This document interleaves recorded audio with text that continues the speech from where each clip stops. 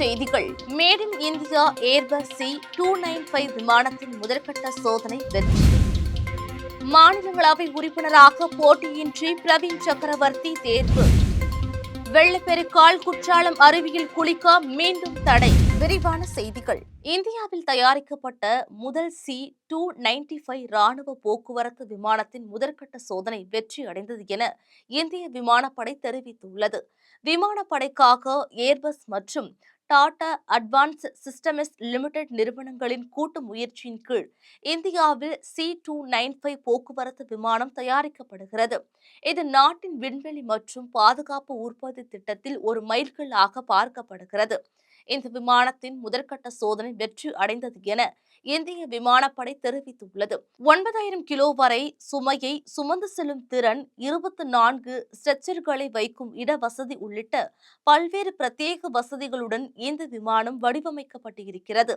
வெற்றிகரமான முதற்கட்ட சோதனைக்கு குழுவினரை இந்திய விமானப்படை பாராட்டியுள்ளது. இதுகுறித்து இந்திய விமானப்படை வெளியிட்டுள்ள பதிவில், இந்த சாதனை இந்தியாவின் வளர்ந்து வரும் விண்வெளி திறன்களை வலுப்படுத்துவதோடு உள்நாட்டு பாதுகாப்பு திறனை வளர்ப்பதில் இந்திய விமானப்படையின் அர்ப்பணிப்பும் பிரதிபலிக்கிறது என குறிப்பிட்டுள்ளது. எங்கள் மீது அசைக்க முடியாத நம்பிக்கை வைத்துள்ள இந்திய விமானப்படை, பாதுகாப்பு அமைச்சகம் மற்றும் இந்திய அரசுக்கு நாங்கள் நன்றி தெரிவித்துக் கொள்கிறோம். நாங்கள் இந்திய விண்வெளி துறையின் எதிர்காலத்தை கட்டமைக்கிறோம் என்று ஏர்பஸ் டிஃபென்ஸ் நிறுவனம் தெரிவித்துள்ளது.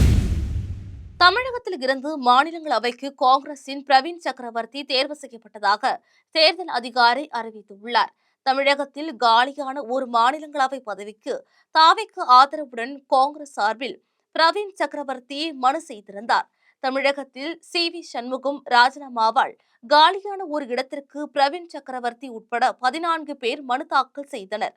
மற்றவர்களின் மனு நிராகரிக்கப்பட்ட நிலையில் போட்டியின்றி மாநிலங்களவைக்கு பிரவீன் சக்கரவர்த்தி தேர்வானார். தென்காசி மாவட்டம் குற்றாலம் பகுதியில் கடந்த சில தினங்களாக பெய்து வந்த தொடர் சாரல் மழையால் குற்றாலம் பேரருவி, ஐந்தருவி, பழைய குற்றாலம், புலியருவி, சிற்றருவி ஆகியவற்றில் தண்ணீர் ஆர்ப்பரித்து கொட்டியது. இதனால் கடந்த ஞாயிற்றுக்கிழமையன்று சுற்றுலா பயணிகள் குளிக்க தடை விதிக்கப்பட்டது. மழை குறைந்து நீர்வரத்து சீரானதை தொடர்ந்து நேற்று அருவிகளில் குளிக்க அனுமதி அளிக்கப்பட்டது. இந்நிலையில் மேற்கு தொடர்ச்சி மலைப்பகுதியில் மீண்டும் மழை பெய்து வருகிறது. இதனால் குற்றாலத்தில் வெள்ளப்பெருக்கு ஏற்பட்டதால் அனைத்து அருவிகளிலும் குளிக்க மீண்டும் தடை விதிக்கப்பட்டுள்ளது. பராமரிப்பு பணிகள் காரணமாக மெயின் அருவியில் குளிப்பதற்கு ஏற்கனவே தடை விதிக்கப்பட்டுள்ளது குறிப்பிடத்தக்கது.